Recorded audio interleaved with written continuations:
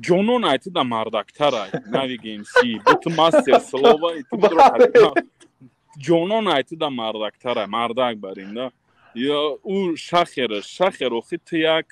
آدمی کورنمک تی امی تو دایگون کلان توری نگرفتی تو خیلی توقع هیچ که ایداست گهنه اومد یورا و خیب نه سروچون منطق داره با پالیتیکا دالز نکنی نمی پاستاکو با پالیتیکا دالز نکنن یا در سوهای خچون هیچ نشدن با بینیشونه دروز میکنن با سیوسا با احمد کریم صحبت کنم ما هم پچین جوشتم پچینم جد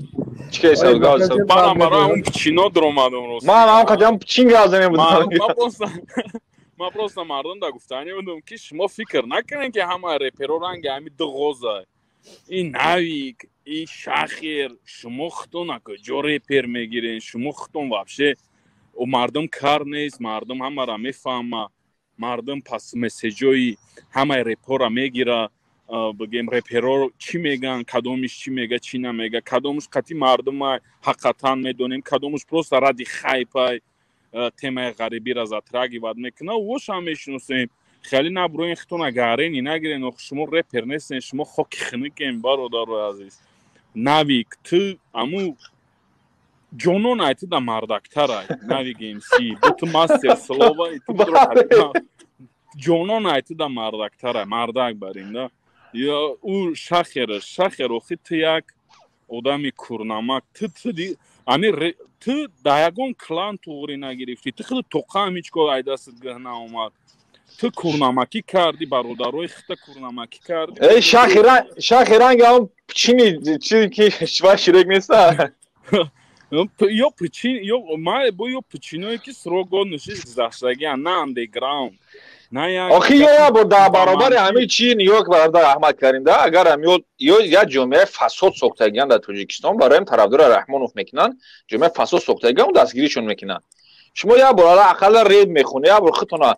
با یا بزنید در اینترنت مثلا افغانی و ایرانی را که چیونه او ریب میخونن زبان فارسی قطعی شما خودتون مقایسه کنید شما در اون بر در خودتون ایزو میکشید خودتون مقایسه کنید با اون یا چی میگن فقط در قرآن دشنام به معنی یک اینو یعنی که با هستن بین توجیک ده هستن شعرهای نره که گوششون میکنی کیف میکنی مسیج داره گپوشون این نوی که بطلزنی اومده عروسی جانو هستن رپروی که بگیم گوششون میکنی احمد کریم مسیج داره احمد کریم اندرگراوند هم گوش کنی اندرگراوند هم نرمال نیست احمد کریم بگیم یورا و خیب نه سروچون منطق داره با پالیتیکا دالز نکنی نمی پاستاکو با پالیتیکا دالز نکنن یا در سوهای خچون هیچ نشدن با بینیشونه دروز میکنن با سیوسا شما سیوسا چی؟ بله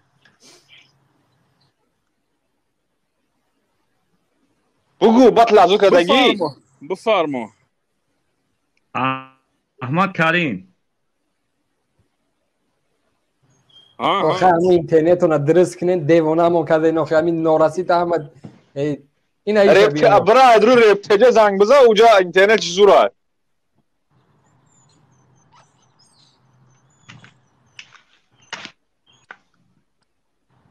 یعنی اوکو با همین حالشون ای رحمانوف دفاع میگرنه ها اینترنت درست بکنین این همین هر دوست همین تو هم میگم که بکای اچکاری که کو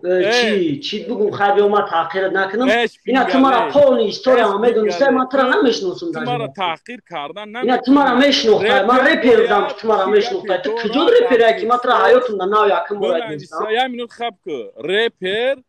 هر گپی داره باید در تکستوش بنویسه بگم و گوش کنیم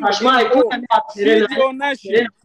تو کجایی جا لیزید میکنی تو نه سواد سیاسی داری نه یکم سواد دیگر که من تو را گوش کنم انا یورا شما پارت برا بخدا اچکیو تمون یکم برا بخدا چومه کنی شما گپ دارین رپرو شما گپ دارین ترک بنویسین дар трекотон бигин гапотуна хеле надурен иҷа дар сафсата нагин ки ҷазиртон мекунан кунилич мерена иҷа балав зихтон бугунтон да фаҳмотартон шава гӯш кӯ шахер бародар бухон нағз эҷод кун нағз бухон آخه گوش کن اینم تو مرا 100% نمیشناسی در گروه تو مرا میشناسی آخه همون چوچ کلوبی هم میشناسه آخه تو خیرگاری نگی هم چوچ کلوبی هم میشناسه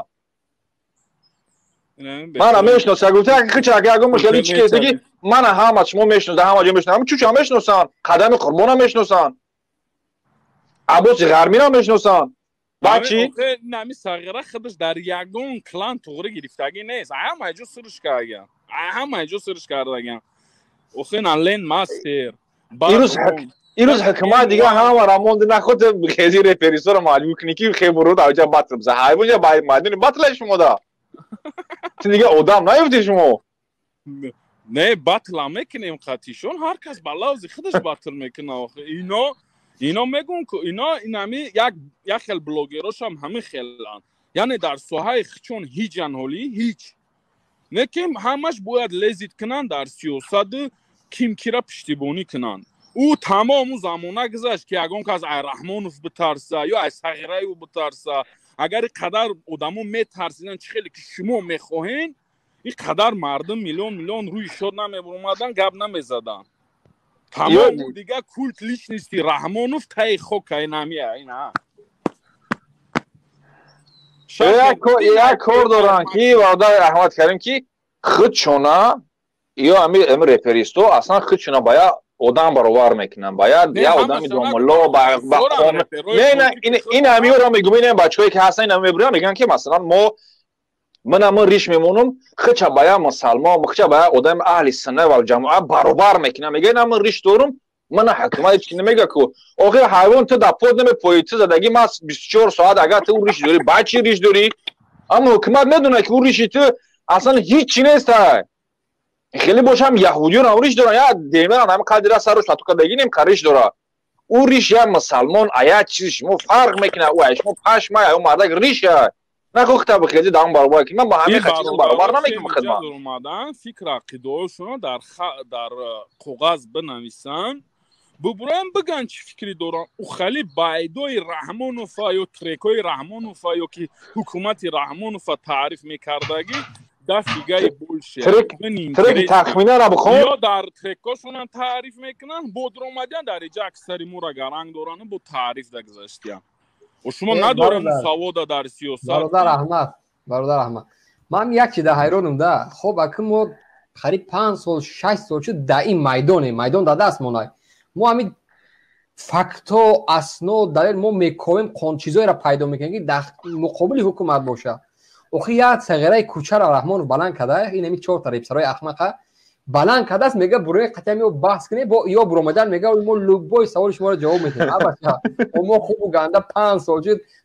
میکویم میشوریم پیدا میکنیم قانون چی میگه حقوق چی میگه دولت چی یا دولت از حکومت فرق نمیکنن سیاست از نمیدونم از یه چی دیگه فرق نمیکنه تپک اسمنک فرق نمیکنن این همین برومده است میگه ما لوگبای سوال شما رو جواب میدیم ها بس یک چینی خطم باتون درست کنی ما نمیگه ما علم ما نمیدونم کدام دانشمنده ما در این میدان کلان شدیم الکی ما این میدان در دست گرفتیم ما میدونیم قطعی که چی گپ زنیم وقتش صغیره یک رپسروی و ما حافظ نباشیم قطعی لالا بکنم و برای گم شو حداقل شبنامه روی که فرزانه روی که قطعی اوچا خود اختار روی که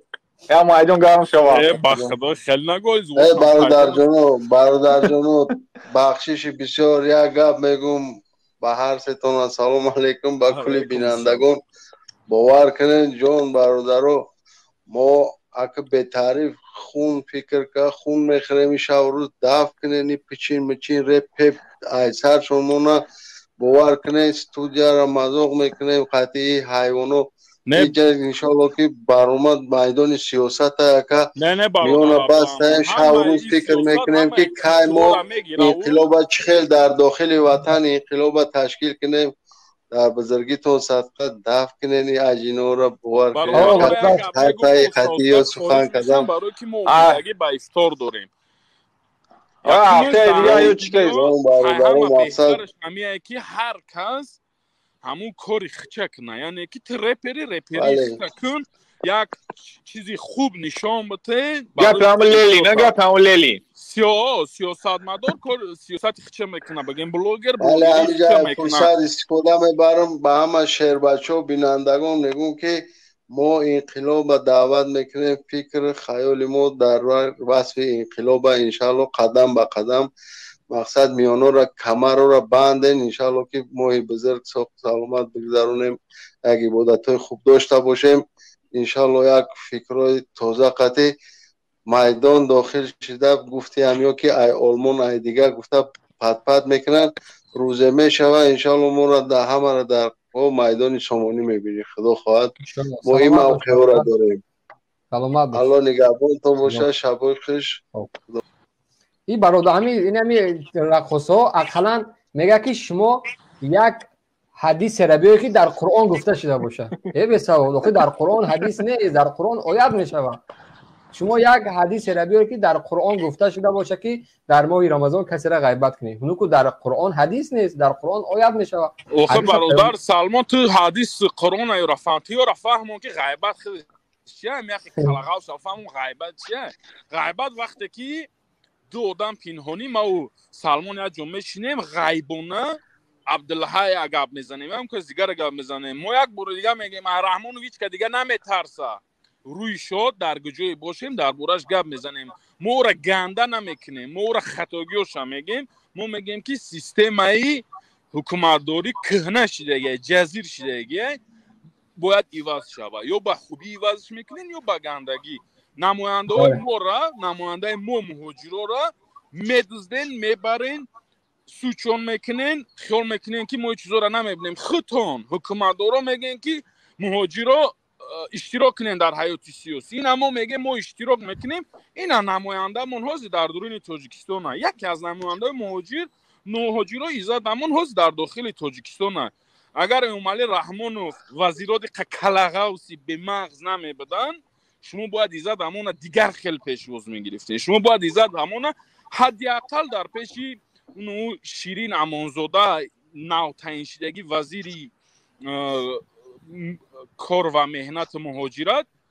در پیشش میموندین. شما دا بگیم یک اینفرماسیون دقیق میدادی زد همون درباره حال تاجیکو. معلوم میشه که شما درباره حال مهاجران روسیه یا که درباره کل مهاجران پروایی ندارین. شما نمیخواین که نماینده ما باشه در حکومت، یا شما نمیخواین بفهمین که